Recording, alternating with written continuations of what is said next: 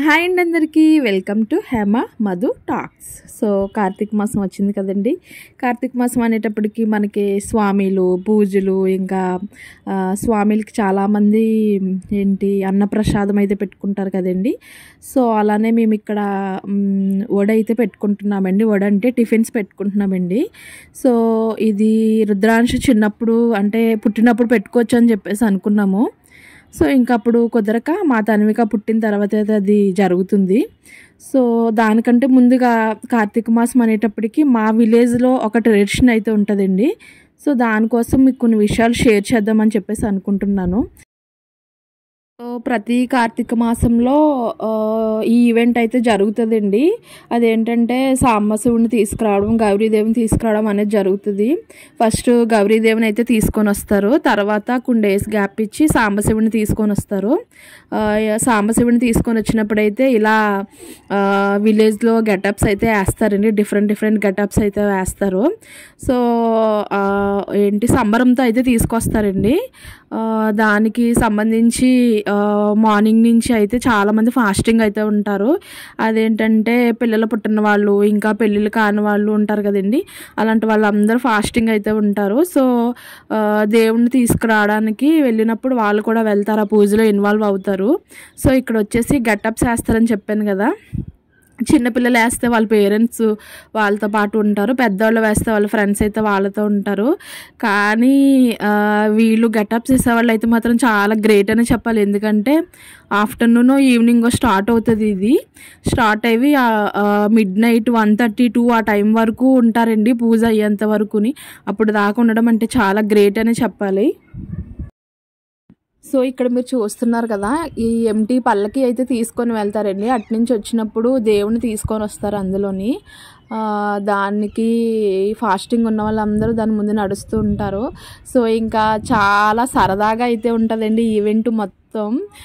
వెళ్ళిన వాళ్ళం అందరం కూడా ఒక చోట ఉండము అన్నట్టు ఉంటుంది. ఎవరో గోల వాళ్ళది అన్నట్టు ఉంటుంది. ఎంజాయ్ చేసేవాళ్ళు, చూసేవాళ్ళు, కేకలేసేవాళ్ళు, అరుచుకునే వాళ్ళు అన్నట్టు ఉంటుంది.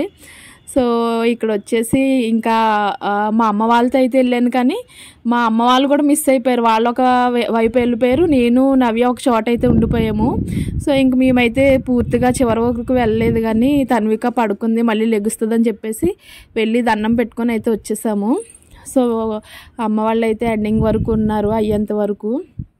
సో ఇక్కడ వచ్చేసి చూస్తున్నారు కదా, ఇలా ఊరేగించుకొని వేషాలు వేసిన వాళ్ళతో చివరి వరకు వెళ్తారు. అక్కడ పూజ జరుగుతుంది. ఇక్కడ మా అమ్మగారు వెళ్ళిపోండి మీరు, తన్విక లెగిసిపోద్ది కదా అని చెప్పేసి అంటున్నారు ఇక్కడ వచ్చేసి.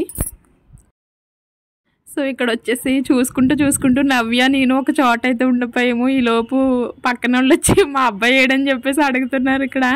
సో ఇంకా అలా ఉంటుందండి, చాలా సరదాగా అయితే ఉంటుంది. మా అమ్మగారికి అయితే ఇంకా ఇష్టం ఇలాంటి ఈవెంట్స్ అంటే విలేజ్లో జరిగేవి కదండి. అందరూ సరదాగా చూడడానికి వెళ్తారు, సరదాగా ఎంజాయ్ చేసి వస్తారు. సో ఇక్కడ వీడు యశ్వంత్ అని చెప్పేసి మా పక్కనే వీడైతే ఇంకా మా రుద్రాంశ్ అయితే చాలా బాగా ఎంజాయ్ చేసాడు వాళ్ళ డాడీతో పాటు వెళ్ళి. మా హస్బెండ్ కూడా ఉండడం ఇదే ఫస్ట్ టైం. ఆయన కూడా చాలా ఎక్సైట్ అయ్యారు ఇవన్నీ చూసి. ఇక్కడ ఏంటంటే అంతా ఒక ఎత్తు అయితే ఈ పూజ జరిగే విధానం ఒక ఎత్తులా అనిపిస్తుందండి. ఎందుకంటే అసలు సంబరంతో వెళ్ళినప్పుడు అక్కడ పూజ చేస్తున్నప్పుడు ఎంత సౌండ్స్ పెడతారంటే అంత సౌండ్స్తో డ్రమ్ములు అవి వాయిస్తూ ఉంటారు. ఒక పక్కన ఫాస్టింగ్ ఉన్న వాళ్ళందరూ దేవుడి చుట్టూ నాలుగు రుమాలు అయితే వేసుకొని కూర్చుంటారు. సో అసలు ఎంత సౌండ్ వస్తున్నా ఒక పక్కన పత్రి వేస్తూనే ఉంటారు. వేస్తూ ఉన్నా అసలు అదైతే గమ్మును కలిగింది. నాకు అదే అంత విచిత్రంగా అనిపిస్తుంది. అంటే చూడండి, శివుడాజ్ఞ వెళ్ళి ఏమైనా కొట్టడం అంటారు కదా, అది ఇక్కడ నాకు కనిపించినట్టు అనిపిస్తుంది నిజంగానే.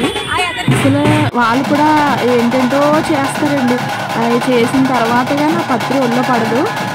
ఫాస్టింగ్ ఉన్న వాళ్ళందరూ అలా లైన్లో కూర్చుంటారు. ఎవరికి పడగానే వాళ్ళు పక్కకి వెళ్తే మిగతా వాళ్ళు వస్తారు.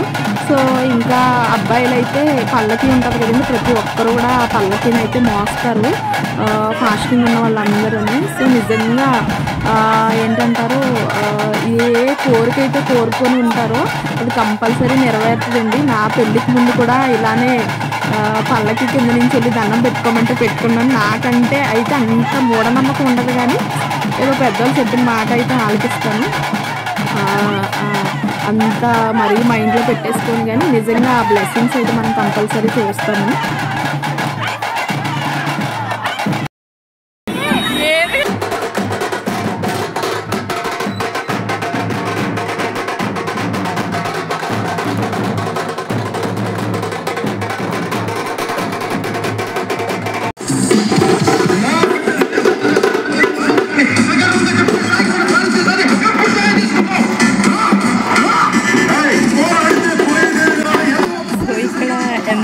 లో ఉన్న పవన్ కళ్యాణ్ ఫ్యాన్స్ లెక్కే వేరన్నట్టు ఈయన డ్యాన్స్ చూసారండి. అంతా గెటప్ ఉంచుకొని ఎలా వేస్తున్నాడు డ్యాన్స్ ఈయన. గౌరీదేవిని ఇంకా సాంబశివుని కూడా తీసుకొచ్చిన తర్వాత చాలామంది అయితే దండం పెట్టుకోవడానికి వెళ్తారండి. సో ఇలా మేమైతే ఒక మండే వెళ్ళిన తర్వాత అక్కడ ప్రసాదం ఉంటుంది కదండి, ఆ ప్రసాదం చూసి ప్రసాదం బూరు కావాలి, క్రీము బూరు కావాలి, నాకు క్రీమ్ బూరు కావాలని మా వాడైతే పెట్టాడు.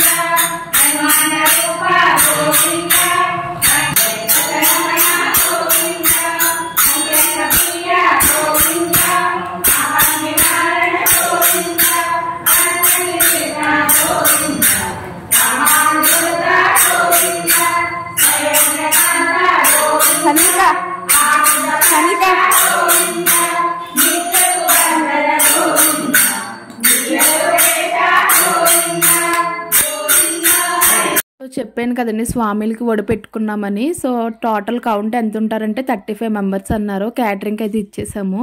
ఫైనల్గా మేము కూడా పూజలో ఇన్వాల్వ్ అయ్యి తాంబూలం ఇచ్చి బ్లెస్సింగ్స్ తీసుకొని అయితే వచ్చేసాము. శివుని పట్టములాని గుణమని శ్రీగిరి శిఖరమందున విభవమై వెలసెల్లవా ఆలసింపక భక్తవరులకు అష్ట సంపదలీయవా జిలుకు కుంకుమ కాంతి రేఖల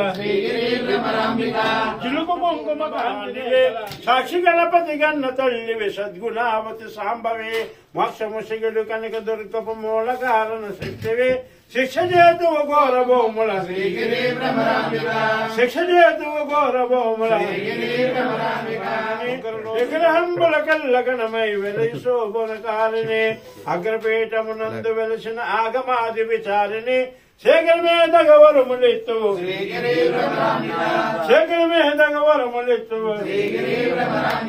విల్లి విరిసను నీ ప్రభావము విష్ణులోకమునందున పల్లవించను నీ దివావం బ్రహ్మలోకమునందున తెల్లముఖ కైలాసమందున ఎల్ల లోకములందున చెల్లునమ్మతిలోకవాసి భూతనాథుని వామ భాగము పొందుగా చేకొంటిని ఖ్యాతిగల శ్రీశైలమును ప్రఖ్యాతిగా నెలకొంటిని పాతకంబులు బాలదోలుచు భక్తులను చేకొంటిని చేతగిరిపై నుండి వెలిసిన చేతగిరిపై గౌరీ శంకర పశుపతి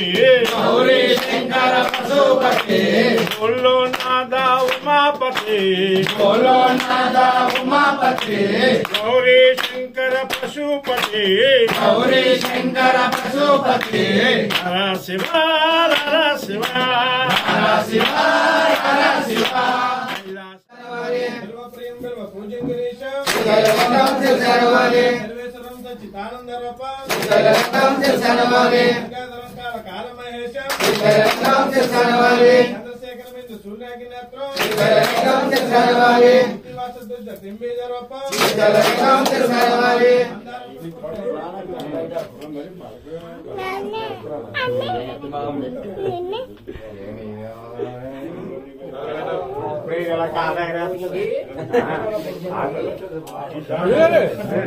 Ganteng.